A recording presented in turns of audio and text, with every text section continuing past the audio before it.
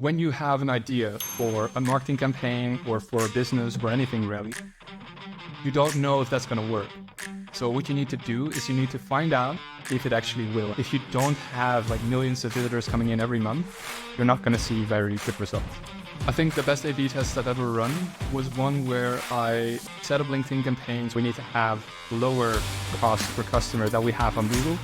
And that was a massive success actually. So if you're just testing something and you're like, does headline A or B work better, and you find out about it, that's great, you did an A/B test.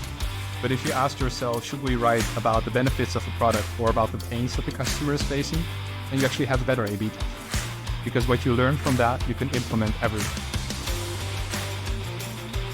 Welcome to today's episode of How Startups Grow. With this podcast, we help founders launch and run a successful startup by giving them actionable insights that help them succeed. This podcast is brought to you by Performato, the startup marketing agency. This is How Startups Grow. So, hi again, Dennis. Good to have you here at my home again. Today we're going to talk about A/B testing, a subject that's very fundamental for modern marketing in my opinion. Traditional marketers have been doing marketing the way they believe it to be done for a long time right now. And a lot of people still do that, even though you can use data to get better results and find out what works. So we're going to talk about A/B testing today. How are you feeling about this subject, Dennis? I think A/B testing is a very important thing, and I think companies don't use it quite enough to really get enough data to see what's working. Yeah, I agree. Okay, so let's get started. Perfect. So can you give a brief overview of what A/B testing is and why it's essential for startups? Yes, of course. So when you have an idea for a marketing campaign or for a business or anything really, you don't know if that's going to work. So what you need to do is you need to find out if it actually will. And by doing that means A/B testing. In an A/B test, you basically take, does version A work better than version B? And you make changes between the versions to find out which one is the best. What was one of the earliest A/B tests you conducted, and how did it impact your approach to future experiments? Yeah, so one of the first A/B tests I've ever done was when I was actually doing a traineeship. And the A/B test that I did was I changed the button color on our website. Now, that's not a very good A/B test because changing the button color, if you don't have like millions of visitors coming in every month, you're not going to see very good results. So what I failed at was that the change was not big enough. And what I learned from it is that if the volume of traffic is small, I need to have bigger changes on the website, bigger than just a button color. What was your best A/B test? My best A/B test? That's a good question. I think the best A/B test I've ever run was one where so the company was working only on Google Ads, and they said that LinkedIn ads wouldn't work for them. And I thought they were wrong because they were serving a B2B audience and their product was more oriented to people having to find out about it rather than people searching for it. So I brought in the assumption, we set up LinkedIn campaigns with the idea we need to bring the cost of customer acquisition cost down, and we need to have lower cost per customer that we have on Google. And that was a massive success, actually. We found a large new market there. The customer acquisition cost was way lower, and LinkedIn became their primary channel of acquisition. That's like a perfect A/B test. That was a good one. Yeah. How do you determine an A/B test is necessary? Yeah. So I think it's almost always necessary, but you need to think about the impact and the effectiveness and the easiness at which you can validate your A/B test. So if this test is something that's going to affect your entire business, you have to test it because it's too risky not to do it. But if it's about, like I said, a button color being green or blue, just go with the brand, go with the style that you like, and that's going to be good enough for the beginning, especially. Do you notice A/B testing becomes more efficient with experience, or you always start from scratch? Yes to both, actually. So where I think an advanced A/B tester has benefit opposed to someone who's just starting out is that they've already done many A/B tests and they know the best practices, which means they will be more guided and more accurate in the hypotheses they set and the tests that they use to validate the A/B test or not. Other than that, they're also probably going to be a lot faster with setting them. How do you determine which elements to actually test in A/B testing? Because I think you could test basically everything, right? Yeah, you could test everything. So there is a theory about the riskiest assumption. And I think that's something you can use here. Riskiest, you could also call it the highest impact. So what that means is if you're A/B testing between a button color and a new product that you know that people actually want, then yeah, test the new product first. But you don't always have to A/B test, because if it's just something basic, sometimes you need to be practical, especially as a startup. How do you know what to A/B test? So you look at the impact basically. And also if something is not performing, I would look at it in a way to see, is it not performing because we're not doing it right? Or is it not performing because we should be doing something different? And both of those you can A/B test. So you can look at that. You can also look at which are the most critical parts of our business right now. So if most of your customers are coming in through Google, then A/B testing that to get Google ads even better, that would be very worth it, of course.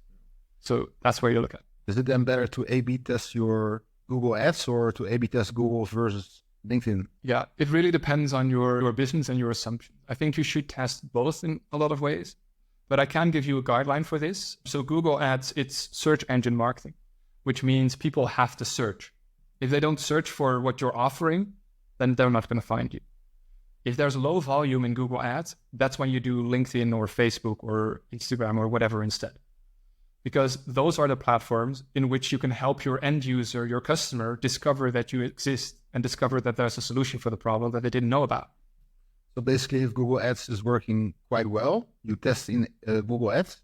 If it's underperforming, you will test Google versus LinkedIn, for example. Are there any common pitfalls with A/B testing, and how can they best be avoided? Yeah, so there are some. Common pitfalls are testing without an end goal in mind. So if you're just testing something and you're like, does headline A or B work better, and you find out about it, that's great, you did an A/B test. But if you ask yourself, should we write about the benefits of the product or about the pains that the customer is facing, then you actually have a better A/B test. Because what you learn from that, you can implement everywhere. Now, that's a mistake that some people make. Another mistake that people make is that they over-assume, which means they already have an idea what their customer wants and how to promote it and how to do it. And then they set up the A/B test in a way where it's set up to succeed. And you can do that by just making version B worse. Some people do that sometimes by accident, I think. And finally, and this is the most common one, that's A/B testing without a goal. And if you A/B test without a goal, there is always going to be a voice in your head that's going to say, yeah, we didn't achieve it, but we did a lot of work. The quality is good. I believe in this anyway. And if that's what you do, then you're falling into a fallacy of the human mind, which is the sunk cost fallacy. You've put in a lot of time, so now it would be such a waste to not implement that A/B test. And that's why you need to have targets beforehand. So these are the common pitfalls for A/B testing, but how can people avoid them? Yeah, being aware of them and also having a blueprint. So if you have, there's a model, there's a little canvas you can use. It's the A/B test card. You can find it from Strategizer, which is a company that helps companies with their strategy. And in that A/B test card, there are several elements to an A/B test. Now, there are 4 basic elements to this. One is you need to have the hypothesis. So I believe if I will change this, then something will happen. You need to have your test. So in order to see if this is actually true, I will change a headline from this to that. You need to have your criteria and your metrics, which means we need to see the conversion rate go up. And then you need to have an end result in mind that you're looking for, which is we are right if we get this much more conversion. I can also imagine that you need enough data to see if an A/B test is actually working. How much data do you actually need? Yeah. So for a beginner, I would say make it easy. For a more advanced person, it's going to be a little bit more difficult. So starting with the advanced answer. An advanced A/B tester will look at statistical significance, which means how sure are we that version A is better than B or version B is better than A. And if that number is above 95% certainty, then I would usually say that's good enough. Now, if you're a beginner, you probably don't know about this. So just start out with testing with 500 people or something and find out what you can see from that. Now, you will look for the trends, you will look for the improvements there. For a beginner, don't get lost in statistical significance because it's quite difficult to grasp and actually use. Just keep it simple. So if someone wants to learn how to effectively A/B test, do you have some resources or books or whatever for them to to actually learn? Yeah. So I think one of the best books for this that I've read was the book Hack and Growth from Sean Ellis. Now, Hack and Growth is a book about growth hacking, actually. And now in growth hacking, you do a series of A/B tests in rapid succession to find out and to build like the optimal mix of results. Now, we're not going too deep into growth hacking now. Maybe for next podcast we could. But that's a good book to actually read in order to understand A/B testing. So how can startups who don't have enough funding or they don't have enough money to A/B test, would you still suggest them to A/B test or not? Yeah. So an A/B test, you can do it in multiple ways, actually. So you can do it online where you have to get the traffic. That's hard as a startup. But if you talk to 20 people and do interviews, in a way, that's also an A/B test because you can ask them questions, listen to their answers, and from there on, you can find out what they actually want.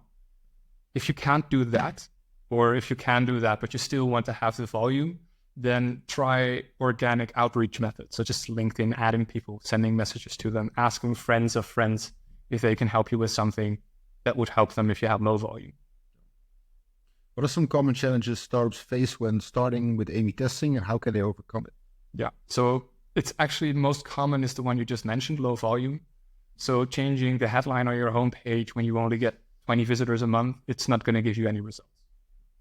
So what I would say for a startup is to make more drastic changes.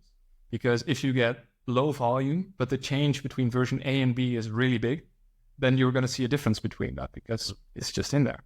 You can't win with a 1% improvement. A/B test the ones that are most important, the assumptions that are most important for your business to succeed.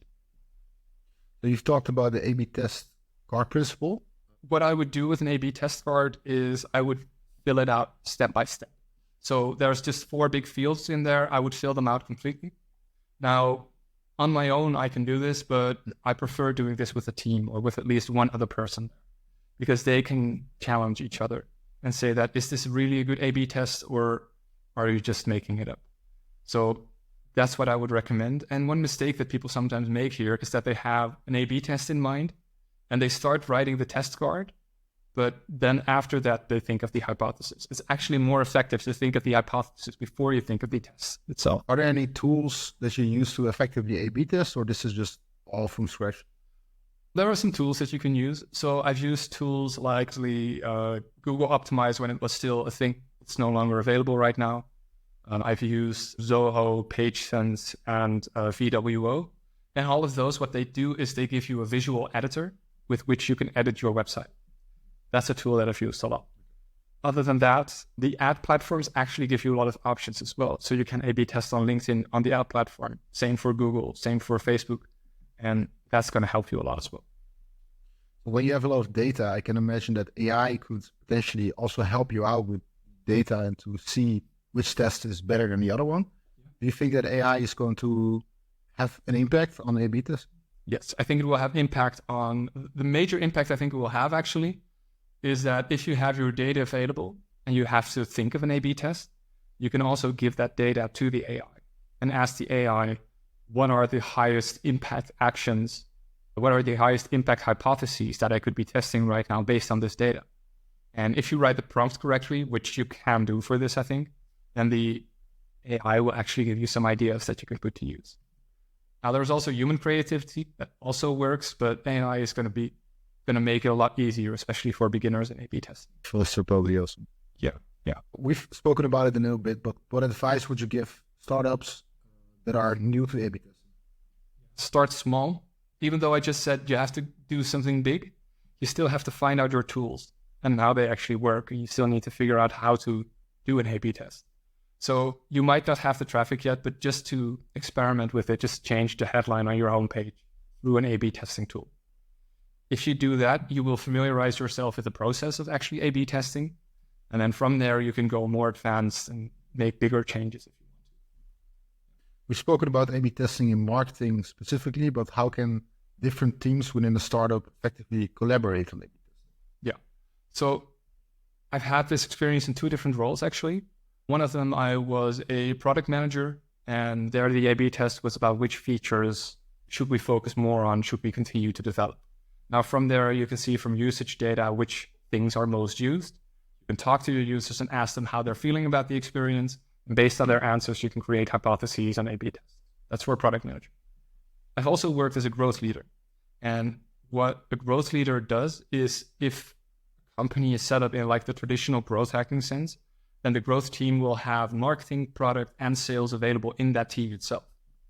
Because a lot of actions that you take for software companies are not just about marketing or just about sales. They're also about, how do people actually get to the sales team? How do people actually get into the product? What are the expectations? So you need to have an interdisciplinary team there of people that can A/B test together. Do you think everything should be A/B tested, or there are also some stuff that is not necessary? I don't think you should A/B test everything. Even though I would love to, it's simply not practical. There's too much you can do. It's going to take too much time. You're going to obsess over improving conversion rates by 0.01%. Just don't do that, especially as a startup. You don't have the resources for that. You need to go bigger, and you need to do less volume of A/B tests then. So let's say a company who has A/B tested for many years now, so a larger corporation, should they still be A/B testing, or? So I have a case actually I can talk about for this. Do you want me to do that right now? Or? Yeah, sure. So I was working with a large corporate organization, and they hired me to train their team to become a growth team, which basically means they wanted marketing, sales, and product to start doing experimentation together. Now, in order to implement that, we started working with the marketing team and just did A/B testing for marketing. Now, in the beginning, we were just testing 1 or 2 or 3 things every week. That's very low frequency of A/B testing. And then as the team matured and they become more used to it, the volume went up for the A/B testing. Now, eventually what happened in this case is that I was training one of their employees to actually become the growth leader of the company. And then in the end, he became that growth leader. Now he's running the A/B testing there. He's working on his own. We're still in touch, and we sometimes discuss new tactics we can use. But as a corporate organization, you can see a lot of growth from that. Yeah. So I have a metric with that as well, actually, like a data point that I've learned from them. So they have a branch in the Netherlands, in the UK, and the US. Only the Netherlands is doing A/B testing, and the Netherlands is far outperforming the US and the UK. And I believe that difference is actually in A/B testing. So from A/B testing, is there a moment that you find a clear winner that you can stop? Like, for example, Alex Hormozi talks in his book, 100 Million Leads, about he's testing the title of the book. Eventually, he has to make a decision to choose one of the tests, right? Yeah. This is a little bit gut feeling, but there's also something else. So gut feeling could be, I've tested it 5 times. This one is good enough. I'm going with this one. You can do that. But if you want to keep testing, you can always do that. Now, based on data, if your version A or version B does no longer give you any significant improvements, then you need to stop testing. But also, if you have no more ideas, you can also just stop and say, okay, this was the best idea we had at this point. We're going to let it rest and continue with the best performing. You've also talked about growth hacking, that it's different from A/B testing. What's the big difference? Yeah, so A/B testing is a big part of growth hacking, actually. So in growth hacking, what you want to do is you want to learn as quickly as possible, which is the best strategy and the best execution for your company. Now, in order to do that, you do A/B tests. But growth hacking is about doing A/B tests in rapid succession. So just doing one every week, it's not good enough. It's about rapid experimentation and finding out how you can learn as a business to build the best business you can, actually. What advice would you give the listeners if they want to start A/B testing right now? Yeah. If you've never done this before, it's not that scary, actually. It's not that big. If you have your own company, you can just do it because you don't have to ask for permission. You might have something in the back of your mind that you've always wanted to test. So just start small and start with that. If you're working for a company, for a startup, you might need to get permission. You might need to change a little bit of the mindset around it in the company. And there I would actually start by finding some case studies of A/B tests that have been doing well, and then use that to convince your management team so that you can try it yourself. I have one final resource for that I want to shout out here as well, and that's the company ladder.io. Now, they're a competitor actually of Performado, but they have something on their website, which is the playbook of growth hacking. And in that playbook, there is a long list of A/B tests that they have done, the way they've set it up, the way that the results were, even with percentage of potential improvement and difficulty levels. So if you're starting out with A/B testing, you're not sure what to test, you could check that out. But you could also send me a message and ask me. If this episode was meaningful to you, be sure to follow us for more content about building a business. Thank you for listening to How Startups Grow.